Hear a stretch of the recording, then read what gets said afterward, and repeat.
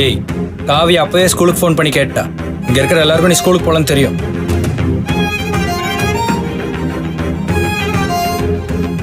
அது ஃபீஸ் இன்னும் கட்டலப்பா. ஸ்கூலுக்கு போனா வெளியே நிக்க வச்சிருவாங்க. அதனாலதான் போகாம வந்துட்டேன். சாரிப்பா. உங்ககிட்ட சொன்னா கஷ்டப்படுவீங்கன்னு தான் சொல்லல. எல்லாம் குடிமுழுகி போச்சு. இவருக்கு வேலை போச்சு, விக்கிக்கு காலேஜ் போச்சு, இப்ப உனக்கு ஸ்கூலும் போச்சா? அவ்வளவுதான். எல்லாம் ஒன்னால தாண்டி. அந்த உத்தமனை நீ கல்யாணம் பண்ணிட்ட. இன்னொரு வார்த்தை காவிய பத்தி பேசுறேன், நான் பார்த்துட்டு சும்மா இருக்க மாட்டேன். என் வாயை மட்டும் அடைச்சிருங்க. இதெல்லாம் யாரால நடக்குதோ அவளை விட்டுருங்க. எப்படியோ போங்க. எனக்கு என்ன வந்துச்சா?